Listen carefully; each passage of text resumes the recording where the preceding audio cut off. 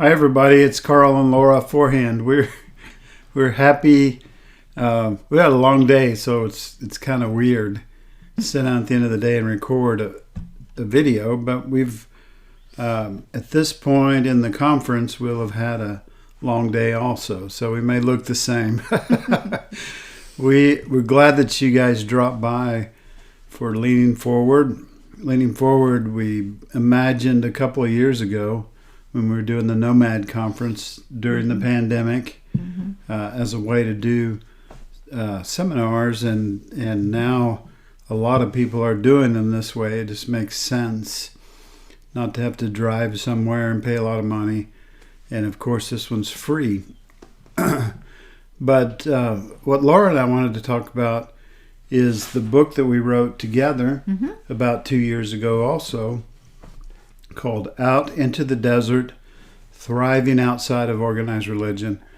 And we wrote it together. One of us was a little more reluctant than the other one. That'd be me. To write, but I wrote it while I was in, where was that, South Dakota? Yeah. Not South Dakota, South... Carolina? South Carolina. Okay. Real different. South Carolina, and I would send chapters to you, and then you would write your part of that chapter. So it's kind of both sides of the coin, our telling of what we thought. True. Right? Yep. So we set out and had kind of two purposes: to examine organized religion, and then to see if we could thrive outside of organized religion, because that was about when we had kind of separated and stopped going to church. So we wanted to evaluate those things. But what happened in the process of doing that evaluation, we started telling our story and told a lot of stories that happened, probably stories that most people don't know. Yeah. But I think when you say examine organized religion, it's our experience. It's our lived experience of what we went through. And I think through telling those stories, we are finding more and more people who are saying, I can relate to that. Yeah. Most of the people that are doing endorsements for the book now, it's going to be released in August, but most of the people that are doing endorsements for it are saying, we kind of sit down and read it together and we resonated, because a lot of them are ex-pastors, right? Ex-pastors' wives. And the same thing held true when we read it a couple months ago again, and say we still want to publish this. Right. We gave it away for free for a long time, and now we want to put it out there in book form for people to examine and re-examine and so on. Right. So let's talk about some of the issues. Okay. So one chapter is about, we can't avoid it, church is an organization. Right. Right? So we can start out in a home, we can start out just being together, being community and doing our thing and probably getting it kind of right. But then as we grow, if it attracts people, then very soon it becomes an organization. Yeah, you have to have some structure, right? Structure and could maybe a little control, We don't want it to... I think with structure comes control, honestly. Yeah. Somebody's got to be in charge of this thing. So, right, yeah. right. So it becomes organized and it becomes an organization. And when church becomes an organization, then the organization comes first, right? I think about a lot of times when people were treating me badly, it was because they thought they were protecting the organization. Right. They thought I was being too whatever, and they wanted to get things under control. They were protecting the organization. Right. So the organization always comes first. You can't... the individual, there's not always time for the individual, and there's a lot of things that kind of go into that, but we'll talk about that here in a minute. So one of the things there wasn't any room for, and this is big for both of us, was our grief. We heard Sarah Bessie say the church didn't have room for my grief. Right. And ironically, in a church, we heard that. yeah, we heard right? that at a conference in a church. Yeah, we did. We heard that the church didn't have room for my grief. And looking back over the years, looking back at our situation, we found that to be true. Also, that 70% of the money in a church goes to salaries and buildings and putting on the show. Most of the time and energy goes into producing mass or, the church service. We kind of call it the show. But there was just no room for my grief. Maybe that happens sometimes in small groups or in individual relationships, but as a whole throughout the church, there wasn't time. If I brought up something, and said I'm hurting and I need help, then people tended to give pat answers or global kind of answers, platitudes, and they would brush past or bypass my suffering. Right. And you also you've made a comment several times that who's the pastor supposed to tell? And I would say that's true for the pastor's wife. Who's the pastor's wife supposed to tell?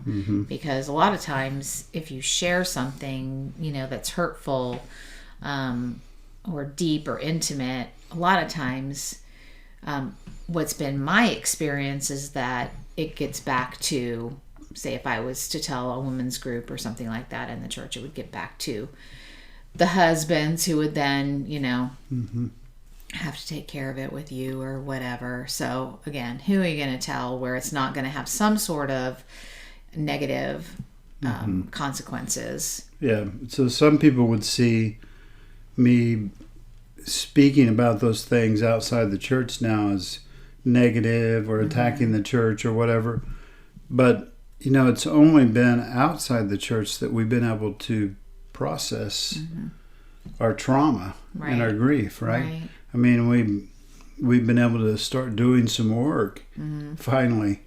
And I kind of made the assumption the other day, or just started kind of contemplating this thought.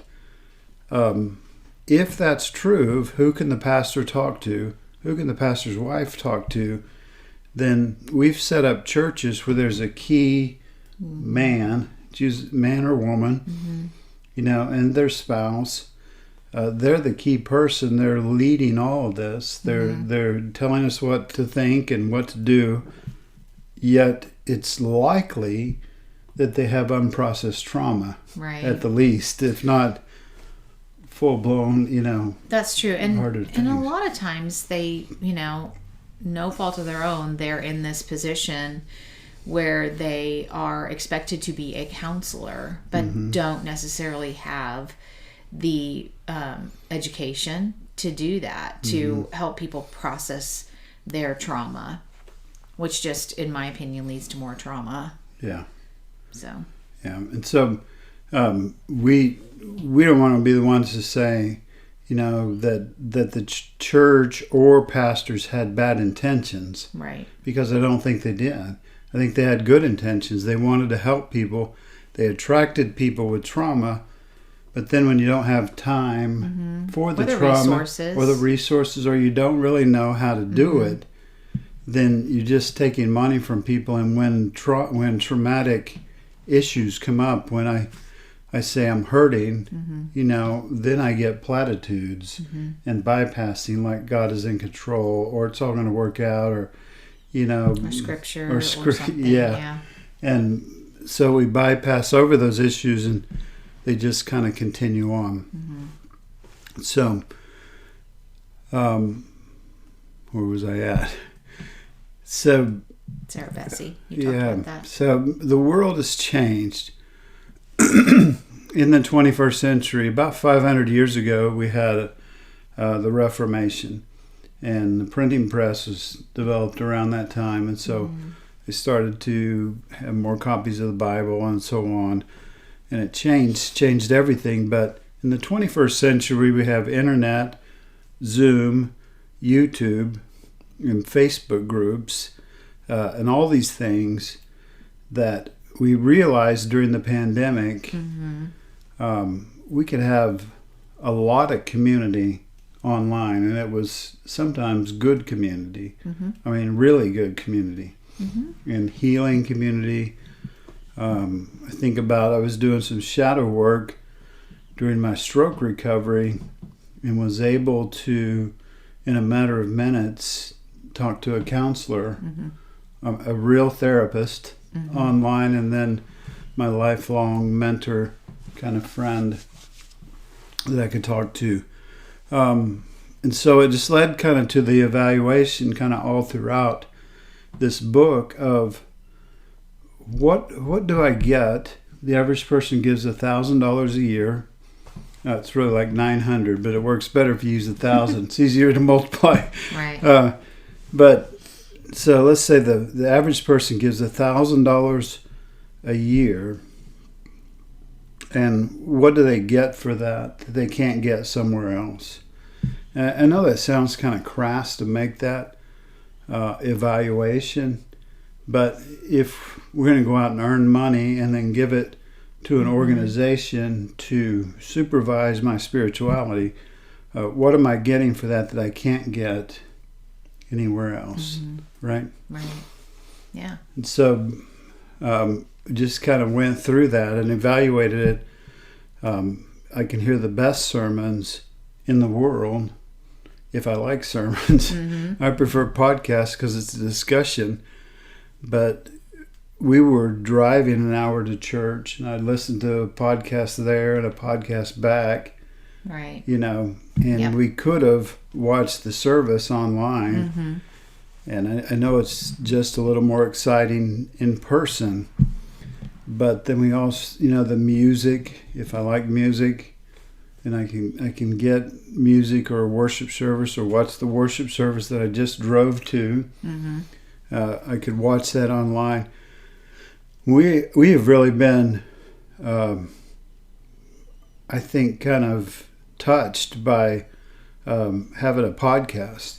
Not that our podcast, The Desert Sanctuary, you know, has thousands of viewers or anything like that, but just to be able to interview people that I wanted to talk to and have a real conversation with them and really listen to them. Even when you and I do a podcast together, we listen to each other probably better than we do in real life. That's probably true. And it's not for show, it's just the way it is. You gotta, if you don't listen to somebody, you don't know what to say next, right? Or what question to ask. Yeah, and we've definitely made some real connections through through the internet and through our podcast. So, well, I mean, what I would consider now lifelong connections, people we can go to when we're struggling with something, and they're going to sit with us in that time of need rather than just tell us it's all going to be okay, or you know, like you said, some sort of platitude.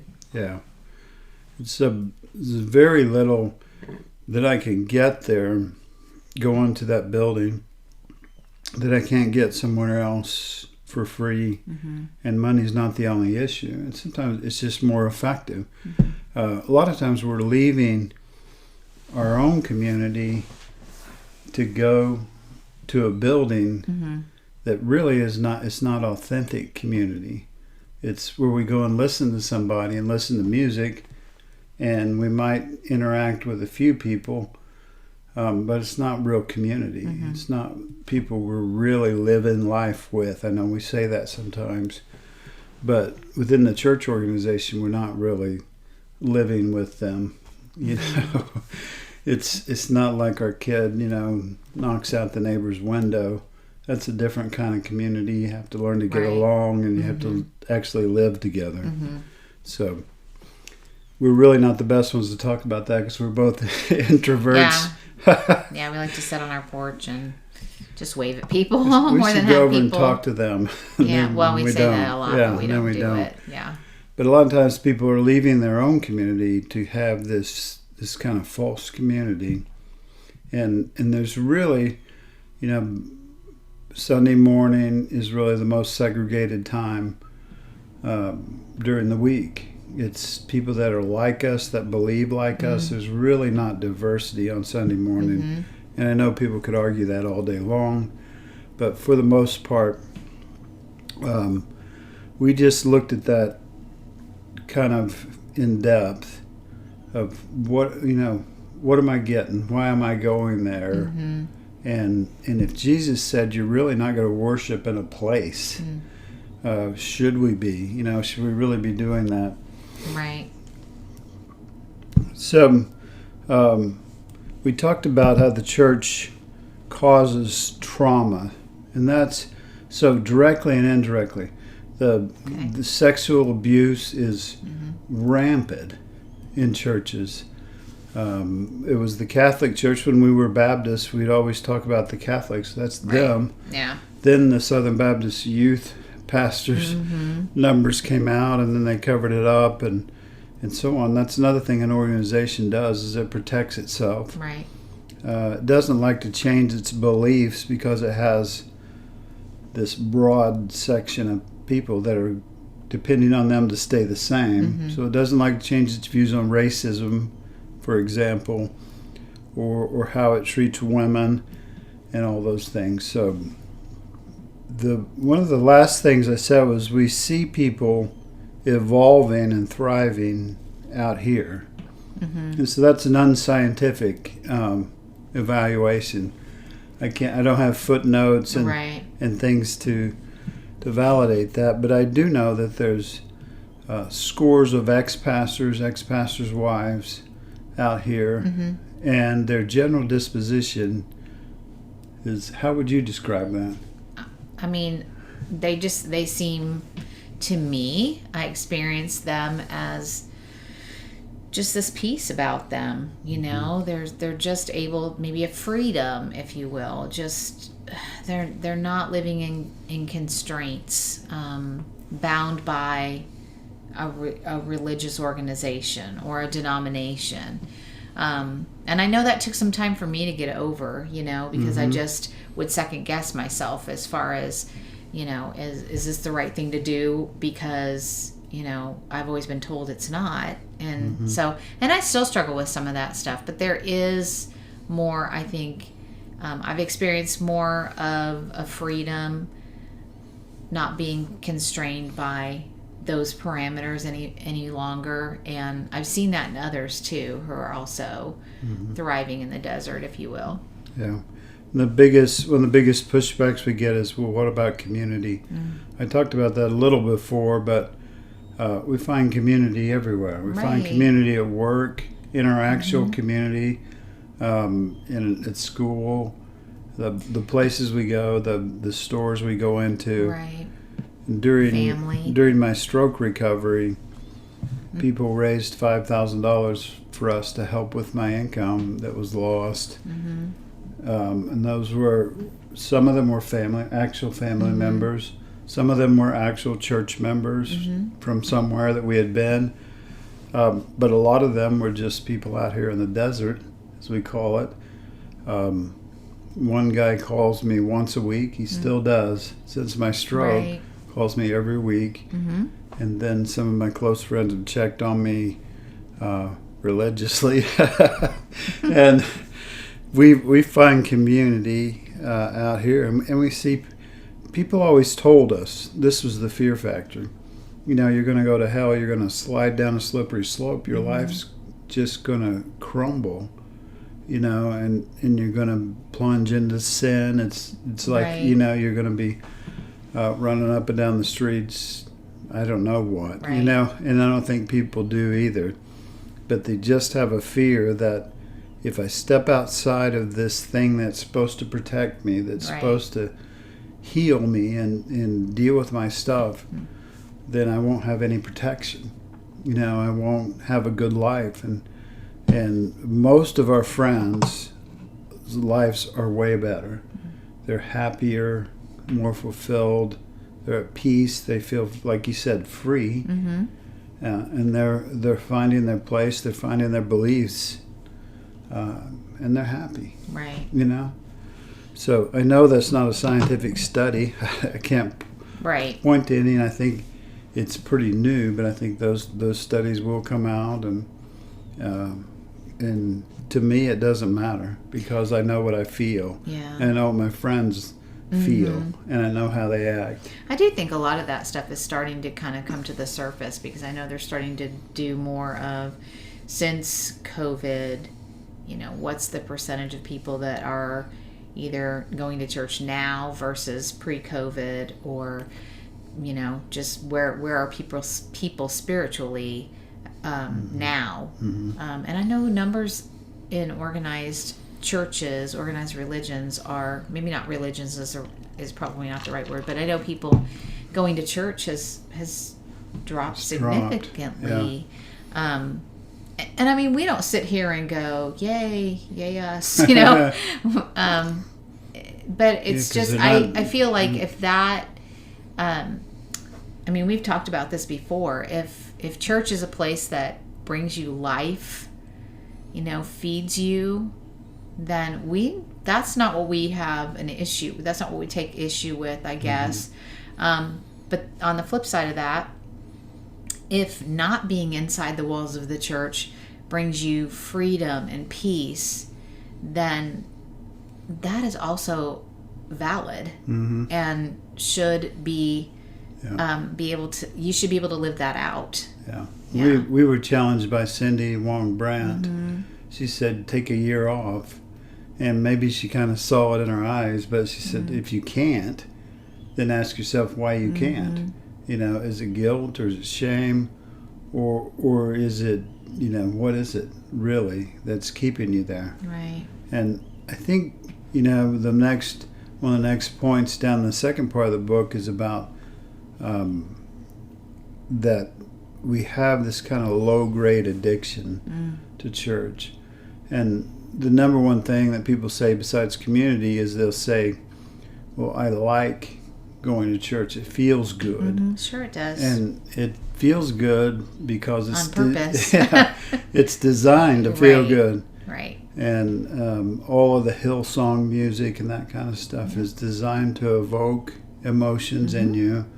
It's designed to make you feel a certain way. Right. To be ready for that sermon. And the sermon is also handcrafted. Again, not with evil intentions. No. I don't think any pastor sits down and says, how can I hurt people?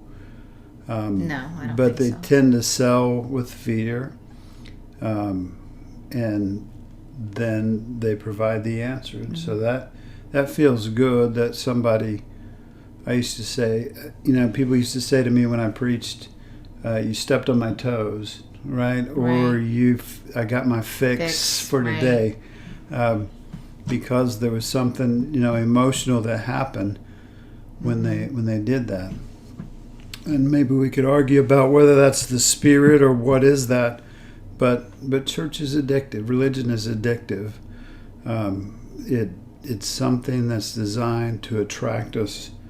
And when it does, we like it. And then it wears off on Monday and we come back again next week. So I think that's part of the reason for your order of worship, if you will. I mean, we have, certain music that's played right out front, and then right before, the sermon, you have very low-key music that makes you very introspective. And then after the sermon, if we want to have a really good altar call, we're going to make sure we have the right music for that. Yeah. So I do think it's purposeful, like you said, not, with evil intent or anything like that. But I think there's a method to the madness of it all, because you have to evoke some sort of emotion, or why would people want to come back each and every week? Yeah. So we posed the question, and we kind of answered it differently. Would Jesus go to church? So we were in a cafe, and that's what we did that Sunday morning. And I noticed kind of a bearded guy came in and sat and talked with a couple of people, and then talked with a couple more people. Then he went to eat, maybe with who he was supposed to eat, I don't know. But he just reminded me of Santa Claus. And you reminded me in those books where there's always the mystical character like John the Baptist or somebody, you know, in normal clothes, and they do this kind of ministry to people, or the guide for people. Mm-hmm. And it just, you know, made me think, if Jesus were here, he'd probably more likely be in that coffee shop, Right. in that cafe, Yep.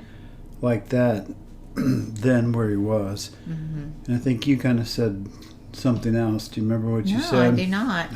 I know we read this book and we wrote it and we read it, but Yeah. there's a lot of things that, I mean, even when we were reading it, I was like, wow, that was pretty good. That was pretty good. I don't remember I saying don't remember that. saying that.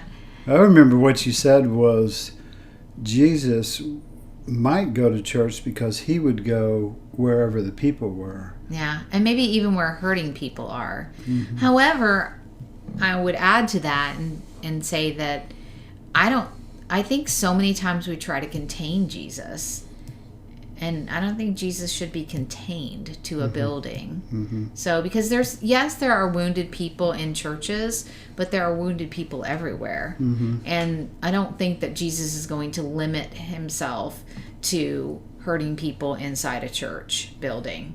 Mm-hmm. Because what about those people that can't get to a church building every Sunday? Right. They are hurting. I mean, even people that, you know, look good and smell good, they're probably hurting, Mm-hmm. you know? So, yeah. I would probably add that to it. Yeah. So another thing that was kind of provocative was how religion ruined my sex life. Mm-hmm. So why don't you talk about? You know, I just think it goes back to the whole purity culture thing, and just how, you know, you were supposed to like just be a certain way before you got married, and then you're just supposed to do like a complete, you know, 360 after you got married. And that's just a very, very mixed message for women. Also, just, you know, the whole idea of you know, not making men stumble, and just so much really toxic verbiage that's out there through the purity culture. And I think it's still, even today, I mean, we still talk about it. And I'm trying to even get over, like, we've been married 33 years, and just even me trying to get over the embarrassment of being able to discuss that kind of thing, those kind of things with you, because you're just supposed to, like, do it and do it right, but no one talks about it. Right. And I think that that's just really unhealthy. You know, my sister was telling me this past weekend, I think, she read a book, and she said in that book is what kind of gave her like sexual freedom, if you will, with her husband. And that was, you know, what two consenting adults in a committed relationship agree to is whatever they agree to. And that may look different for, you know, you and I versus, you know, my sister and her husband or whatever. But it just brings a lot of shame when you think about, you know, well, that's wrong or that's weird, or because you just get so many messages. I mean, I don't want to get graphic or anything like that, but you just get so many messages about what it should be. Mm-hmm. And then, but you're just supposed to kind of like turn it on, and turn it off. And that's, I don't know. It's just a very toxic, confusing way of thinking. And it puts a lot of responsibility and a lot of pressure on women, especially in relationship to religion. And I just think, you know, that has probably done a lot of damage to some women, because the messages are so skewed and so mixed, and it's really hard to make sense of it all. And so, like I said, even within 33 years of marriage, and I told Karl just the other night, I said, you know, I feel like our sex life was so much better before you got into ministry, because, you know, it was like there weren't all these rules about, you know. There weren't so many people involved. Right. I mean, like, an organization can't manage, something that personal. But and they're obsessed with it. Yes, and they try to. Yeah. Right? I know. And so, and the other thing, just in general, my experience with religion, and especially our particular denomination, was that the rules constantly changed, but you never knew when they were going to change, and you never knew what they were going to change to. So that was always really, that brought me so much anxiety, Yeah. It's kind of like nowadays when, it's, abortion's wrong, it's murder, until my daughter gets pregnant out of wedlock, and then we somehow can justify it, and I feel like we experienced a lot of that kind of stuff. So Yeah. So we talked also about the role of women and the need for control. A lot of these things originate with fear. Someone said the Bible talks about fear. It says fear not, like 360 times. So it's about the number of days in a year. right. And it keeps saying, don't fear, fear not. Yet most of the stuff we did in religion started with fear, because it's not what kind of life you can have and what kind of consciousness you developed or how you progress or evolve.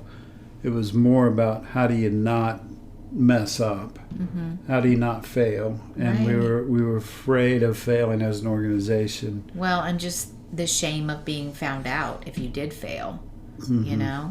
or if they did find out you failed, the shame of that too. So Right. yeah. So then we kind of moved on in the second half of the book to thriving outside of organized religion. Right. And we just kind of want to keep stressing, there were some good things that came through religion, mostly because of small groups, person-to-person interactions. Right.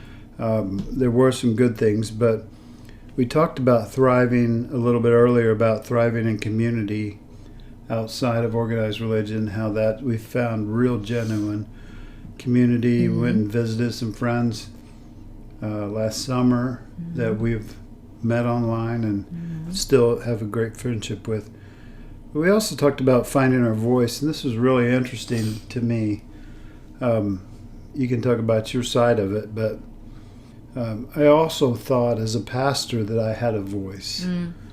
Until I kind of got outside religion and started evaluating that. But really, all I could say, the extent of my voice was within certain parameters. Sure. Because when I said I liked yoga and meditation, that all of a sudden my voice was kind of throttled, limited. And really I could only say, I could be bold and step on people's toes, but only within the limits that they had set for me. Right. And so... when you were bold and said, I would bake the cake for the same-sex couple. Yeah, someone's head just that was about outside exploded. the parameters, so... Some guy his head just about blew off of his body. And he set out to make that right somehow. But anyway. Yeah. But you kind of had a different experience. We were at a Baptist church. So... well, which experience? Because I feel like I've had an experience at every single church. Every single one. You've been a pastor at, so... Yeah. Which experience are you talking about? So, I would just say in general. Oh, well, I mean, for sure, I didn't have much of a voice as a pastor's wife, unless it was to tell, unless all the, women of the church didn't like what you were doing, and so then they would come to me, and then I would have to tell you what you were doing wrong, which I never did, but... Yeah, I mean, I would just say that I was there, I was just a showpiece, really. And I don't mean that in like, as some sort of trophy that you were toting around, but really it was just, I was to be seen and not heard, My voice didn't matter. My opinions didn't matter. But I needed to be there all the time, wherever you were. whatever you were doing, I needed to be alongside you. So maybe it was like that helpmate sort of thing, like the Adam and Eve sort of thing. But yeah, so I feel like I'm still trying to, figure all that out, because there's a huge part of me that still to this day does not express what I might truly be feeling, or it's hard for me to articulate it. And I just think that's because there were 20 years where, and I get that that's not everybody's experience. I mean, my older sister is also, her husband is also a pastor. I mean, currently a pastor. And I share those experiences with her, and she said, that's not my experience. I get that. Yeah. She may be a different personality. It's a totally different denomination, so it may be okay for her to speak her mind more. But I know that was my experience, and so it's had its lasting effects. I think I still find myself struggling sometimes to communicate what I really want to communicate. Yeah. It's really more because it's an organization, not because it's a church. People want confirmation for their ideas. They want you to speak up to agree with them. I don't know what that was, but they didn't necessarily want to hear your original ideas. They either wanted to know how you would agree with me, or if you could subvert me somehow, right? Because they wanted the organization to do what they wanted it to do, right? So my voice had to be their voice. I mean, it had to be the women of the church's voice if I was to subvert you, or it needed. So basically, I was an echo chamber, or I was. That was supposed to be my role. I didn't do it very well because I never did tell you things, or I would tell you after the fact or whatever. But so it's just like if you're working for a company and the presidents and vice presidents of the company, they may ceremonially ask for input from the regular employees, but it's not every day, and you really don't have a voice. You might get to confirm their bias at times, and it ends up being more like that than you actually having a voice anyway. Right. So finding new practices, we struggle with this a little bit because we had to develop our own practices, and sometimes we didn't have the same practices. We didn't do the same things. True. And in a lot of cases it was just having the courage to say, I don't have to do that. I don't have to read the Bible today if I don't want to. I don't have to pray. I don't have to go somewhere and be in a service. But pretty soon you find things that work for you. You find meditation or centering prayer or something that works for you. And the good thing about that is it's your own. Right. Then, right? It's not prescribed. This is the practice that you need to do. This is the sacrament that you need to perform. And I know that'll probably get me in trouble with especially Catholics and so on. But at some point in history, someone drew a line around their beliefs and said, these are the beliefs, and this is the creed. And then they also drew a line around, these are the sacraments and the practices that we should do. We should do Our Fathers and Hail Marys and all these things. These are our practices. This is what we should do. And so it's just easier to go along with those. But eventually we find our own practices out here in the desert that work for us. Well, and your practice should mean something to you. And I know typically I just felt guilt because I wasn't reading my Bible every day, and I wasn't saying a prayer at night without falling asleep in the middle of it. And so did I really connect spiritually with those things? I did not. And I would rather find a practice, for lack of a better word, something that I connect with and that it helps, increase my spirituality. Yeah. So another big word for us was certainty and uncertainty. So in religion, it was always about being certain, being sure of what we believe, and that goes back to creeds and belief statements and so on. But both of us, we read Pete Enns' book, The Sin of Certainty, and we kind of got on board with that idea. And several of the speakers, you haven't seen them yet, but they're going to talk this weekend about mystery, following mystery and keeping, not falling in love with being certain. And that's a real hard thing. That was really hard coming for me. out of religion. Really hard. To say, well, I'm uncertain, and maybe that's where I should be. Because I'm still wondering, WONDER. I'm still wondering about many things, and that's okay. If God is, something omni, then we probably won't figure it out tomorrow. Right. And so someone was questioning me online today, just saying, I know you're out in the desert and you're kind of talking bad about churches. That's not what they said, but and they said, so what are you about? What do you believe? And I said, I refuse to draw up a creed or a belief statement, because all that means is I'm going to close my mind and I'm going to stop. Right. And it's like I build a ranch, and fence it in, and it's done.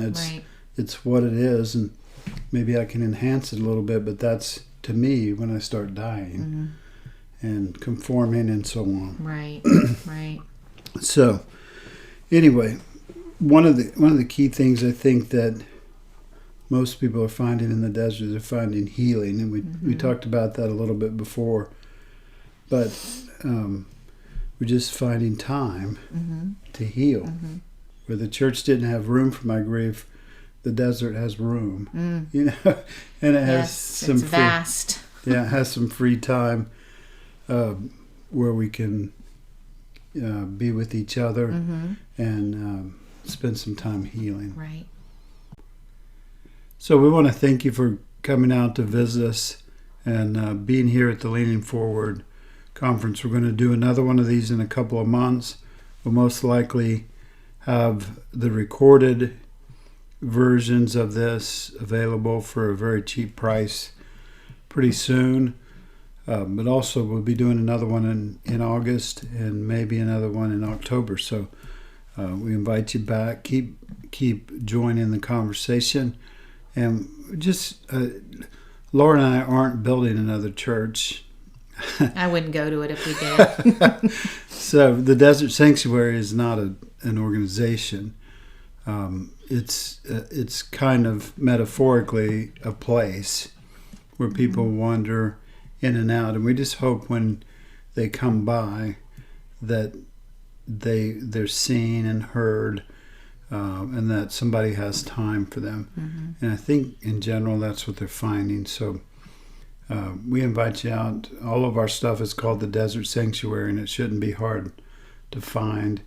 The book will be out August 15th. It's called Out into the Desert. If you want to preview it, I'd be glad to send you the PDF and let you preview it. But Lori, you have anything else to say? No, I just, when we first left church, it was a really, really scary thing for me.